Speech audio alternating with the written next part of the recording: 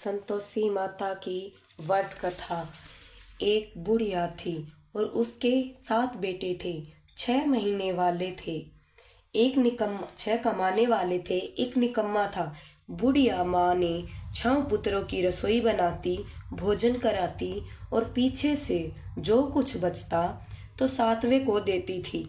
परंतु 7वां पुत्र बड़ा ही भोला भाला था, मन में कुछ विचार न करता। एक दिन वह अपनी बहू से बोला, देखो मेरी माता का मुझ पर कितना प्रेम है। वह बोली, क्यों नहीं, सबका जूठा बचा हुआ तुमको खिलाती है। वह बोला, ऐसा नहीं हो सकता, मैं जब तक आंखों से नहीं देख लेता मैं नहीं मान सकता। बहू ने हंसकर कहा, देख लोगे तब तो मानोगे। कुछ दिन बाद बड़ा त्योहार आया। घर में 7 प्रकार के भोजन और चूरमे के लड्डू बने। वह जांचने के लिए शर्त के दर्द का बहाना कर पतला कपड़ा सिर पर ओढ़कर रसोई घर में सो गया और कपड़े में से सब देखता रहा। 6 भाई भोजन करने आए। उसने देखा माँ ने उनके लिए सुंदर सुंदर आसन बिछाए, 7 प्रकार की रसोई परोसी। वह आग्रह करके जिमाती रही। वह देखता रहा। 6 भाई भोजन कर उठ, तब माँ ने उनकी जूठी थालियों से एक लड्डुओं के टुकड़ों को इकट्ठा कर करके एक लड्डू बनाया।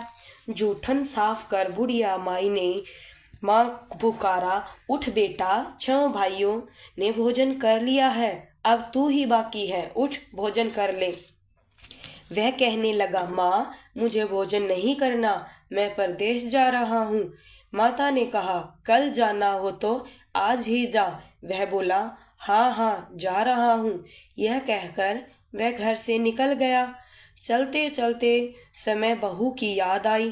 वह गौशाला में कंडे थाप रही थी। जाकर बोला, हम जावे परदेश को आवेंगे कुछ काल, तुम रहियो संतोष से धर्म आपना पाल। 2 निशानी आपनी देख धरूं मैं धीर, सुधी मत हमारी बिसारियो रखियो मन गंभीर। वह बोला, मेरे पास तो कुछ नहीं, यह अंगूठी है सो ले लो और अपनी कुछ निशानी मुझे दो। वह बोली, मेरे पास क्या है, यह गोबर भरा हाथ। यह कहकर उसकी पीठ पर गोबर के हाथ की थाप मार दी और वह चल दिया। चलते चलते दूर देश में पहुंच गया। वहां पर एक साहूकार की दुकान थी। वहां जाकर बोला, सेठ जी मुझे नौकरी पर रख लो। साहूकार को जरूरत थी। साहूकार ने कहा, काम देखकर दाम मिलेंगे। साहूकार की नौकरी मिली। वह सवेरे 6 बजे से 12 बजे रात्रि तक काम करने लगा। कुछ दिन में दुकान का लेन देन, हिसाब किताब, ग्राहकों को माल बेचना, सारा काम करने लगा। साहूकार के 6-10 नौकर थे। वे सब चक्कर खाने लगे। यह बहुत होशियार बन गया। सेठ जी ने भी काम देखा और 3 महीने में ही उसे मुनाफे का साझीदार बना लिया। 12 वर्ष में वह नामी सेठ बन गया और मालिक सारा कारोबार उस पर छोड़कर बाहर चला गया। इधर बहू पर क्या बीती सो सुनो। सास ससुर उसे दुख देने लगे। सारी गृहस्थी का काम कराकर उसे लकड़ी लेने जंगल में भेजते। इस बीच घर की रोटियों के आटे से जो भूसी निकलती उसकी रोटी बनाकर रख दी जाती और फूटे नारियल की नरेली में पानी दिया जाता। इस तरह दिन बीतते रहे। एक दिन वह लकड़ी लेने जा रही थी कि रास्ते में बहुत सारी स्त्रियां संतोषी माता का व्रत करती दिखाई दी। वहां वह खड़ी होकर कहने लगी, बहनों, यह तुम किस देवता का व्रत करती हो और इसके करने से क्या फल होता है? इस व्रत के करने की क्या विधि है? यदि तुम इस व्रत का विधान मुझे समझाकर कहोगी तो मैं तुम्हारा बड़ा एहसान मानूंगी। तब उनमें से एक स्त्री बोली, सुनो, ये संतोषी माता का व्रत है। इसके करने से निर्धनता, दरिद्रता का नाश होता है, लक्ष्मी आती है, मन की चिंताएं दूर होती हैं, घर में सुख होने से मन को प्रसन्नता और शांति मिलती है, निपुत्र को पुत्र मिलता है, प्रीतम बाहर गया हो तो शीघ्र आ जाता है, कुंवारी कन्याओं को मनपसंद वर मिलता है, राजद्वार में बहुत दिनों से मुकदमा चलता हो तो खत्म हो जाता है। कलह कलेश की निवृत्ति हो, सुख शांति हो, घर में धन जमा हो, पैसा जायदाद का लाभ होता है तथा और भी मन में जो कुछ कामना हो सब इस संतोषी माता की कृपा से पूरी हो जाती है, इसमें संदेह नहीं। वह पूछने लगी, यह व्रत कैसे किया जावे, यह भी बताओ तो बड़ी कृपा होगी।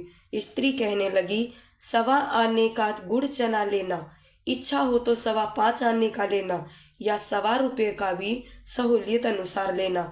बिना परेशानी, श्रद्धा और प्रेम से जितना भी बन सके सवाया लेना। 5.25 पैसे से 5.25 आने तक, इससे भी ज्यादा शक्ति और भक्ति अनुसार गुड़ और चने ले। हर शुक्रवार को निराहार रह कथा कहना सुनना, इसके बीच कर्म टूटे नहीं। लगातार नियम पालन करना। सुनने वाला कोई न मिले तो घी का दीपक जलाकर उसके आगे जल के पात्र को रख कथा कहना, परंतु नियम न टूटे। जब तक कार्य सिद्ध न हो नियम पालन करना और कार्य सिद्ध हो जाने पर व्रत का उद्यापन करना। 3 मास में माता पूरा फल प्रदान करती है। यदि किसी के खोटे ग्रह हो तो वो भी माता 1 वर्ष में अवश्य सिद्ध करती है। कार्य सिद्ध होने पर ही उद्यापन करना चाहिए, बीच में नहीं। उद्यापन में 2.5 सेर आटे का खाजा तथा इसी अनुसार से खीर तथा चने का साग करना। 8 लड़कों को भोजन कराना। जहाँ तक मिले देवर, जेठ, भाई, बंधु, कुटुंब के लड़के लेना। न मिले तो रिश्तेदारों और पड़ोसियों के लड़के बुलाना, उन्हें भोजन करा यथाशक्ति दक्षिणा दें। माता का नियम पूरा करना। उस दिन घर में कोई खटाई ना खावे। यह सुन बुढ़िया की बहू चल दी।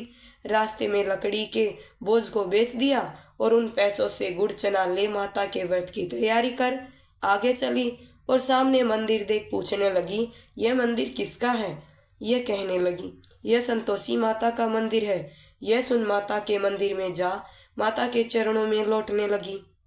विनती करने लगी, माँ मैं दीन हूँ, निपट मूर्ख हूँ, व्रत के नियम कुछ नहीं जानती, मैं बहुत दुखी हूँ। हे माता जगजननी, मेरा दुख दूर कर, मैं तेरी शरण में हूँ। माता को दया आई। एक शुक्रवार बीता कि दूसरे शुक्रवार को ही उसके पति का पत्र आया और तीसरे को उसके भेजा हुआ पैसा आ गया।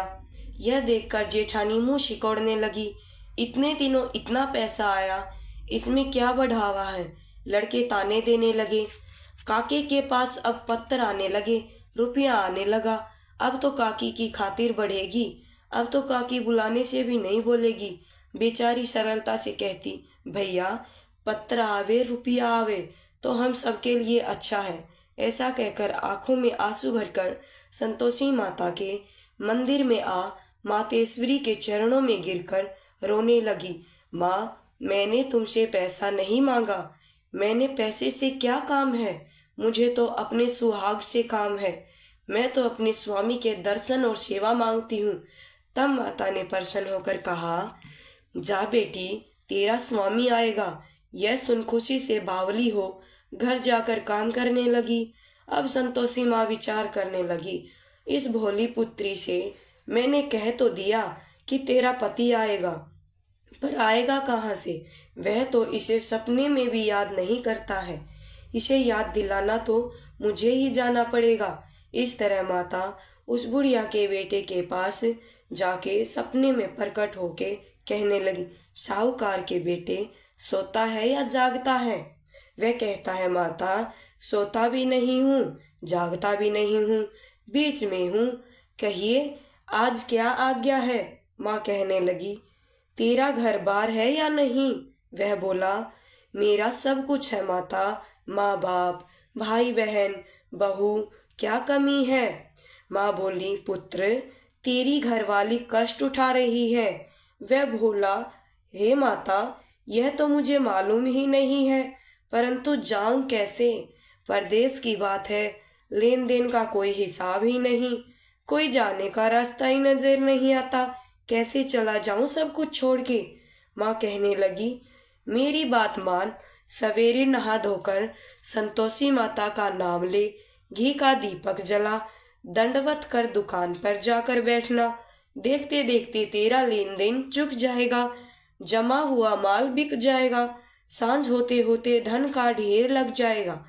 अब तो वह सवेरे बहुत जल्दी उठ मित्र बंधुओं से अपने सपने की बात कहता है। वे सब उसकी बात अनसुनी कर दिल लगी उड़ाने लगे। कहे, सपने भी कभी सच्चे होते हैं। एक बूढ़ा बोला, देखो भाई, मेरी बात मान। इस तरह सच या झूठ कहने के बदले देवता ने जैसा कहा वैसा ही कर, तेरा क्या जाता है। अब बूढ़े की बात मानकर नहा धोकर संतोषी माता को दंडवत कर घी का दीपक जला दुकान के पर जाकर बैठ गया। थोड़ी देर में वहां क्या देखता है कि देने वाले रुपया लाए, लेने वाले हिसाब लाए। कोठे में भरे सामानों के खरीदार नगद दाम में सौदा करने लगे। शाम तक धन का ढेर लग गया।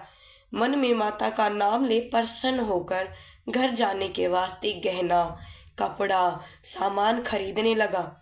यहाँ के काम से निपट घर को रवाना हुआ। यहाँ बहू बेचारी जंगल में लकड़ी लेने जाती, लौटते वक्त माताजी के मंदिर पर विश्राम करती है। वह तो उसका रोज का रुकने का स्थान ठहरा।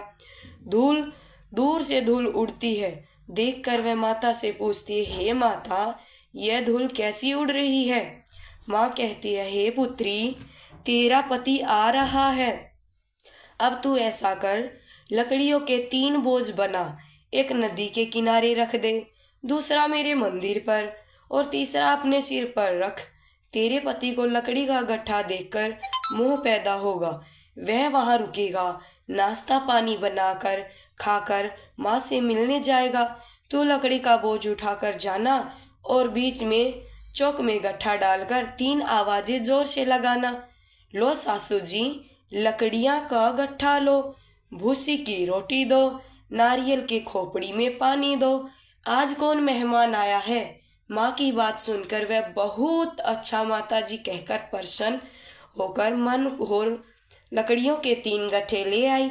एक नदी के तट पर, एक माता के मंदिर पर रखा। इतने में ही वह मुसाफिर आ गया।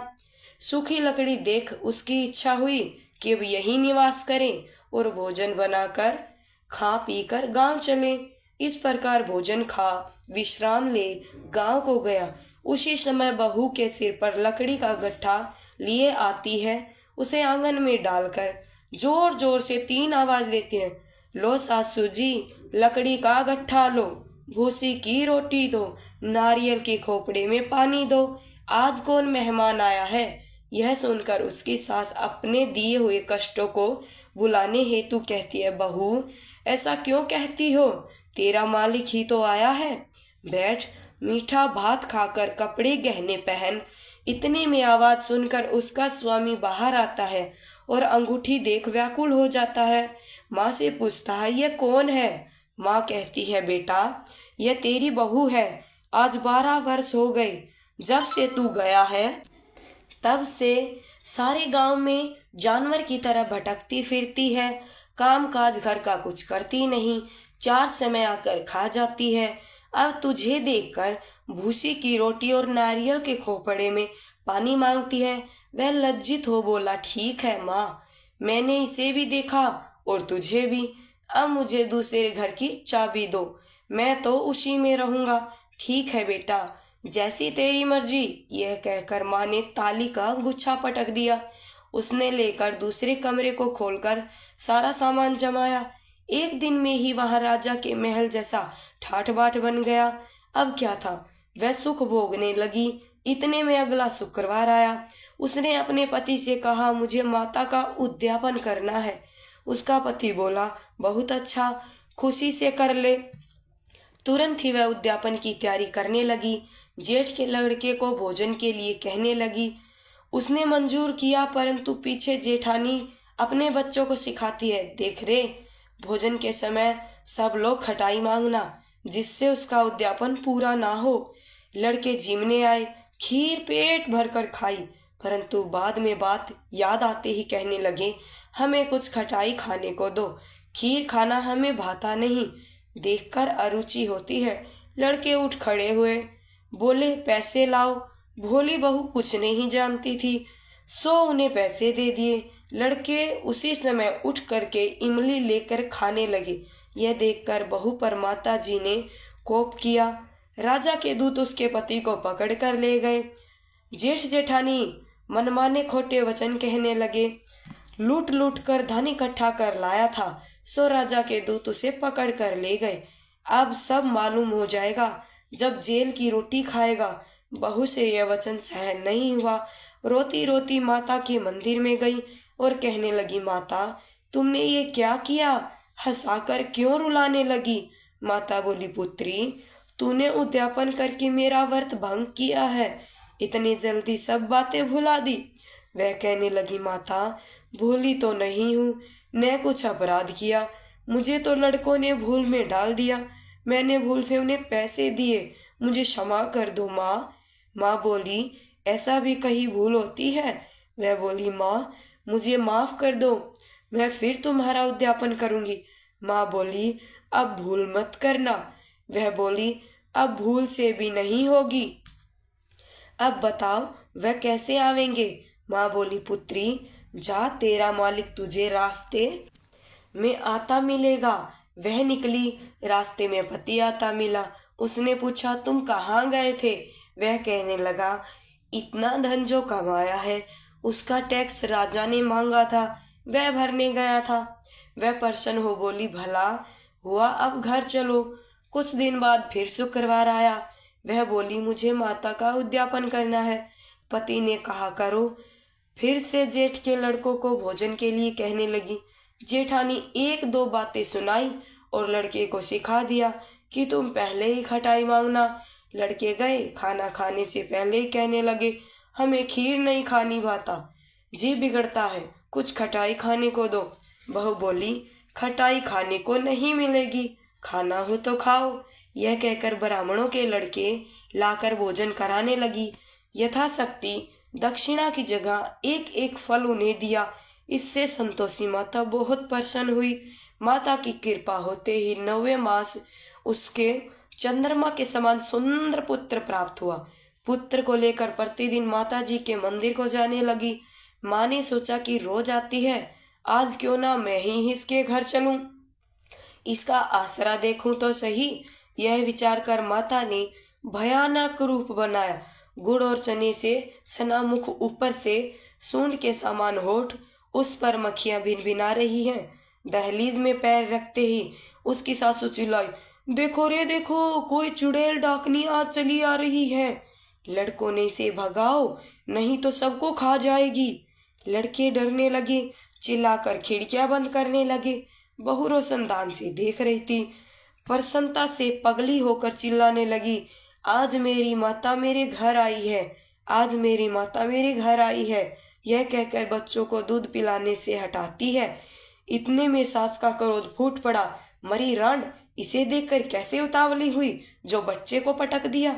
इतने में माँ के प्रताप से जहां देखो वहां लड़के ही लड़के नजर आने लगे। बहू बोली, माँ जी, मैं जिनका व्रत करती हूँ यह वही संतोषी माता है।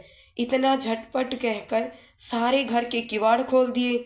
सबने माता के चरण पकड़ लिए और विनती कर कहने लगी, हे माता, हम मूर्ख हैं, हम अज्ञानी हैं, तुम्हारे व्रत की विधि हम नहीं जानते, तुम्हारा व्रत भंग कर हमने बड़ा अपराध किया है। हे माता, आप हमारे अपराध को क्षमा करो। इस प्रकार माता बहुत प्रसन्न हुई। हे माता, बहू को जैसा फल दिया है वैसा सबको दे। जो ये कथा सुने या पढ़े उसका मनोरथ पूर्ण हो। बोलो संतोषी माता की जय। ग्रंथ करोड़न में कहा है ये सब का सार, ब्रह्मा सत्य जग झूठ है, जीवन ही ब्रह्म निहार। जीवन से ही जीवित जगत, माता खेलत खेल, ब्रह्मा रूप पहचान लो, कटे जगत की जेल। जय संतोषी माता, संतोषी माता।